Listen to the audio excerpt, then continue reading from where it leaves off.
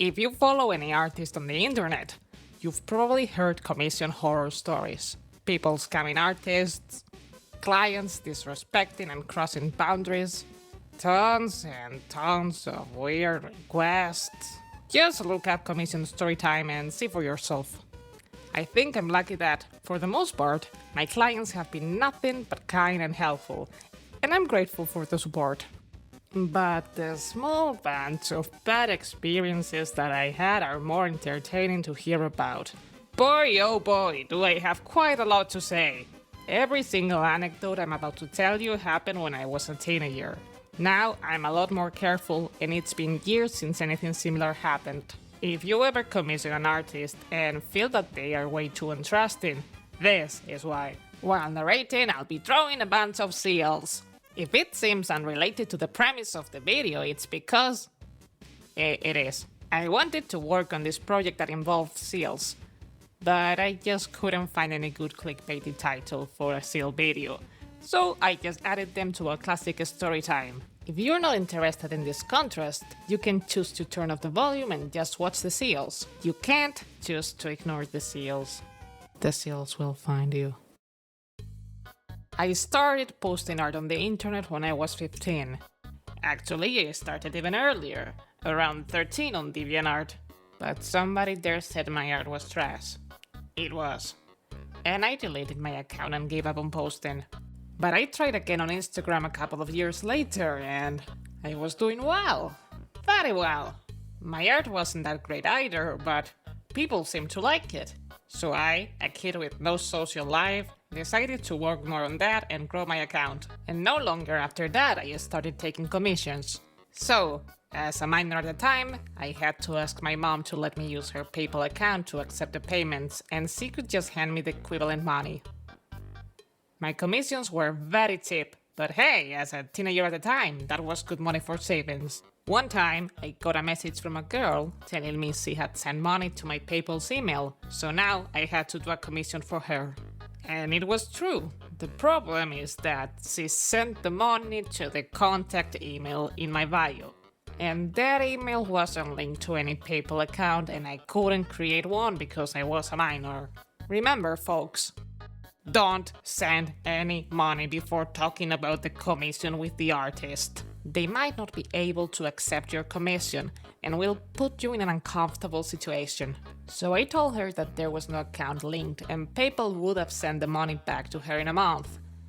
And after that she could send the money again to the correct account. She was sad, so I was like, hey, but since you tried to send me the money, it seems you are trustworthy. So I can go to your commission meanwhile, and when you get the money back, you just resend it. So we agreed to that. I finished the commission, the money was sent back to her account, and then she ghosted me. Yeah, I should have seen this coming, but I don't know. Her way of approaching me was weird and that, but she easily sent me the money.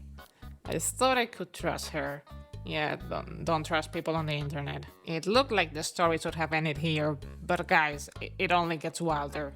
After a month or two after this incident, I got another commission request from a different person. This boy wanted me to draw a portrait for him. We agreed to the details and the price, but before paying, he asked me how long it was gonna take me to finish the drawing, which is a completely valid question. I told him that it normally took me 2 to 3 days to finish a portrait, and he was upset. He said, "No, you must finish within the next hour." And I was like, "That's literally impossible." So then he added, "But I must present an art assignment in an hour or I'm failing the class. My girlfriend told me she was presenting a commission she got from you and I wanted one too." And I was like, "Your girlfriend?" So he sent me her account, and it was that same woman that ripped me off, who apparently used my commission to try to get a good grade in her art class, and now her boyfriend wanted to get a commission for the exact same purpose. Oh, and I apparently had to do an illustration in less than an hour? Yeah, I ended up blocking those two and never heard from them again. This is a much shorter story, thankfully, but I think it's important to share for any young viewers. My art has evolved a lot through the years. For the better, I think. Not only on skill level, but also in terms of style. As a teenager, I was heavily inspired by cartoons of that time. Gravity Falls, Teenage Mutant Ninja Turtles, Regular Show, Adventure Time, and my characters were stylized to say the least. Damn, they looked like out of an episode of Steven Universe. So this one time I got a notification in my DMs, and this woman was asking me if my commissions were still open, and I immediately replied with, yeah. I was explaining my prices, my do's and don'ts, and she interrupted me asking me why I didn't draw not safe for work. I told her that simply I wasn't comfortable drawing it, and she insisted and told me that my style was specifically what she was looking for.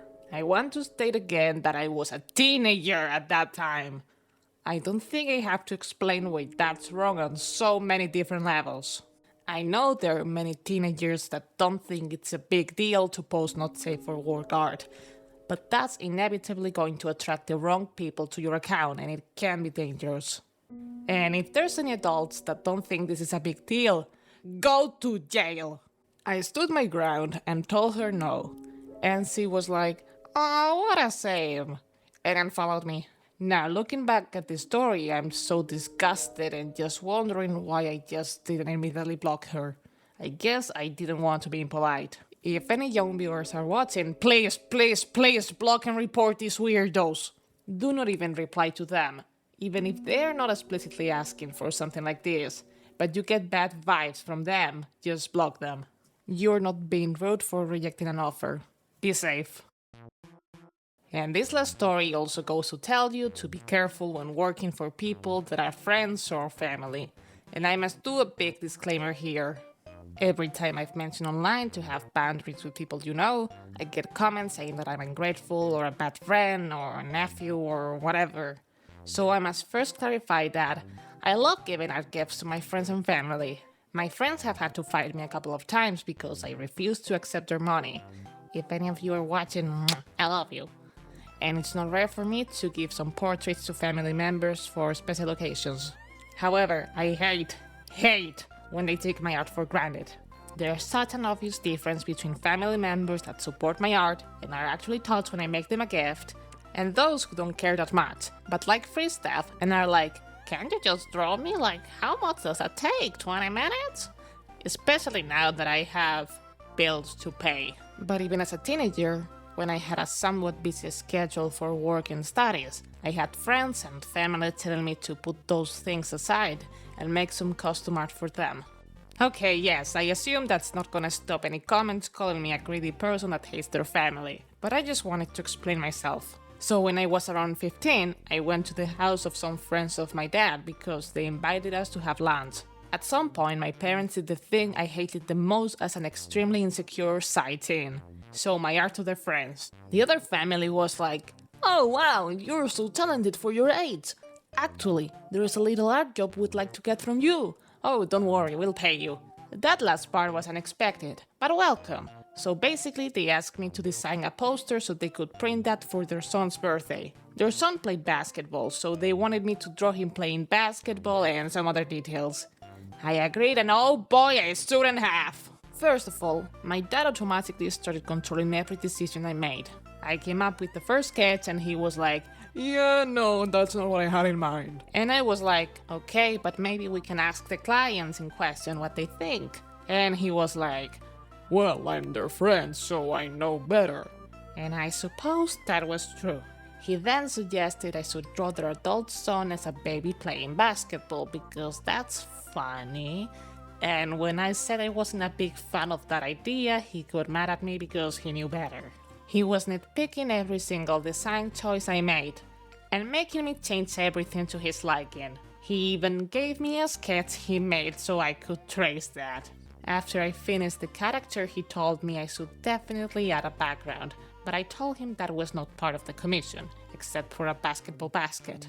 Besides, it wasn't easy for me to draw a background, especially if I didn't include it as part of the illustration from the very beginning. He told me to just use some of the brushes included in my art software to make a background. I followed his exact instructions and it looked atrocious. It didn't blend well with the rest of the illustration, especially with my cartoony style. I told him I thought it looked better without the background, and he got offended and insisted that he knew better. I asked him then why didn't his friends commission him to do it instead, and he got mad and kept insisting, so I gave up and decided the illustration was done, the way my dad liked it. I must add that my dad definitely knows about art. He has been a hobbyist and definitely has a lot of skill.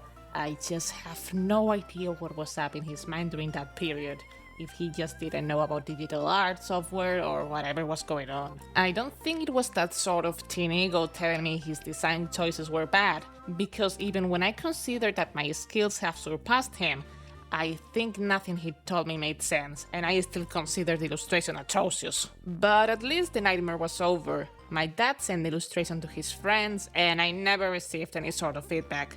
I didn't know if they liked it, if their son liked it, if they used it at all. Nothing. And I obviously didn't get paid for the poster. Years later, I was having a conversation with my dad on why I'm so careful about commissions, and I mentioned that incident, and he told me, "Oh yeah, I'm very angry at my friends for completely ghosting you and not paying you for your work." So I asked him if he confronted them, and he said, "Oh no, I'm waiting for them to talk about it." And it's been years since that incident, and I still haven't got any closer, and I obviously don't have the great amount of money that they owe me, which is... Wait, let me check my notes. 10 euros. Anyways, my commissions are open if anyone is interested. Please don't give me additional material to make a part 2. I really don't want to make a part 2, but feel free to tell me your commission horror stories in the comments. Special thanks to my patrons: Blanca Lee Jones, Soapy Soapster, Sprocket Rocket, D, Netchip Art, Orsi T, Austin Graff, and Jinx Studios. Your support means a lot. If you want me to give you a shout out at the end of my videos and access to additional content, consider supporting me on my Patreon. That's all for today. See you in the next video. Bye!